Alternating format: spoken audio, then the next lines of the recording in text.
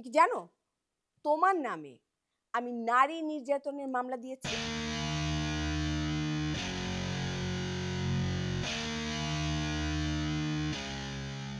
জানো? মামলা?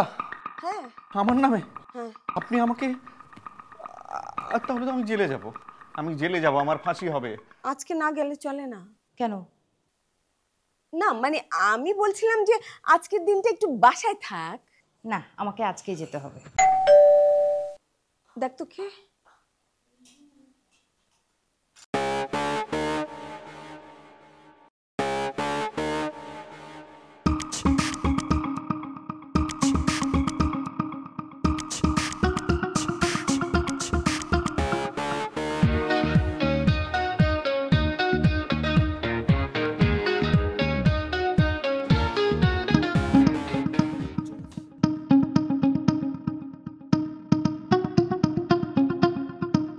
মিষ্টু পাখি,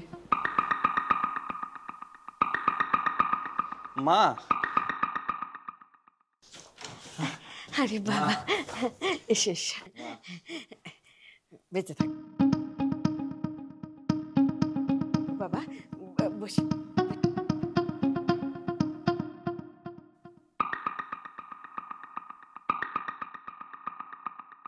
তুমি এইখানে পর্যন্ত চলে এসেছো? মা আপনি তো সরি, আসলে আমার হয়েছে কি, আমি মিষ্টুকে খুব মিস করছিলাম, তো তাই মা হঠাৎ করে না বলে চলে এসেছি। একে তো তুমি আমার মিষ্টিকে কষ্ট দিয়েছো, তার উপরে এখন আবার ঢং দেখাতে এখানে চলে এসেছো। তুমি কি জানো তোমার নামে আমি নারী নির্যাতনের মামলা দিয়েছি?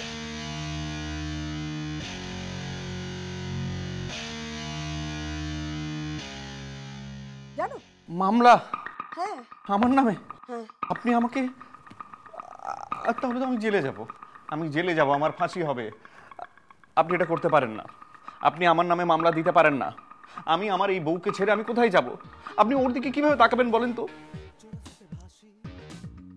তুমি তুমি অন্যায় করেছো, সেই জন্য তোমাকে শাস্তি পেতেই হবে। আর আমি মিষ্টির দিকে না তাকিয়ে অন্যদিকে তাকিয়ে কথা বলবো? তোমার শাস্তি তোমাকে পেতেই হবে। আর তুমি কি জানো তুমি যে তোমার নামে আমি পরকীয়া মামলাও দিয়েছি। আরে আরে কি হলো বাবা? আসিফ, আসিফ বাবা, কি হলো? দেখ না একটু, কি হলো দেখ না। আসিফ, ওঠো বলতেছি। মিষ্টু, ওঠো। মা আবার বকবে না তো আমাকে? আরে ওর তো দেখি জ্ঞান ফিরে এসেছে। হ্যাঁ, আমি আমি আসিফের জন্য লেবু শরবত বানিয়ে নিয়ে আসি। মা দাঁড়াও।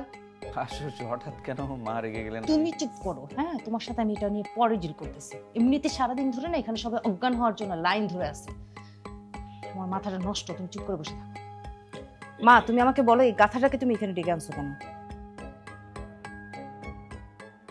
তোমাদের ওভার অ্যাক্টিং না ধরা পড়ে গেছে, বুঝছো? এমনিতে যে রুশো যে ওভার অ্যাক্টিং করে না, সারাদিন যে আমার চোখের সামনে করে, তা দেখতে দেখতে আমি এখন বুঝে গেছি কোনটা অ্যাক্টিং কোনটা ওভার অ্যাক্টিং, বুঝতে পারছো? এই জন্য তুমি আজকে আমাকে বাইরে বের হইতে দাও নাই, তাই না? কি সব মন গড়া কথা বলছিস? আসিফ যে আসবে এটা তো আমি জানতামই না। বলো আসিফ, ঠিক বলেছি না? হ্যাঁ একদমই। মা তো জানি না, আমার হঠাৎ করে তোমার কথা মনে পড়লো। আমি না তোমাকে খুব মিস করছিলাম, তাই হঠাৎ করে না বলে চলে এসেছি। তাই আসিফ? হঠাৎ? তাই তো হঠাৎ করে চলে আসছো? না, আমাকে না মা ডেকেছেন। কি আশ্চর্য! হ্যাঁ, এত করে বুঝিয়ে বললাম, তারপরেও মিষ্টির সামনে একটু শক্ত হতে পারছো না? আমি না, সরি মা, আমি না মিষ্টুর সামনে কোনোভাবেই মিথ্যা কথা বলতে পারি না। সরি মা।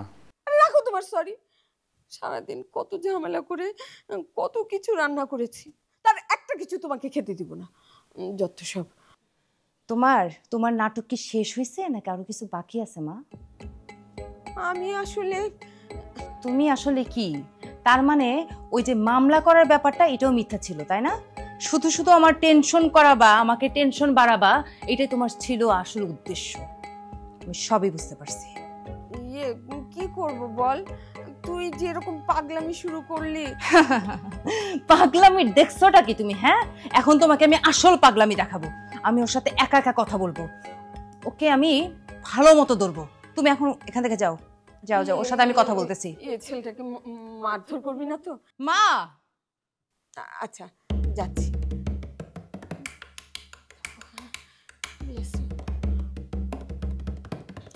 যাচ্ছি যাচ্ছি।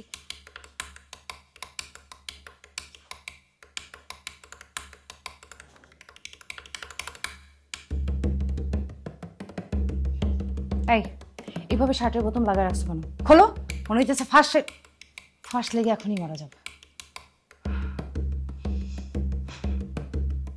এখানে আসছো কেন?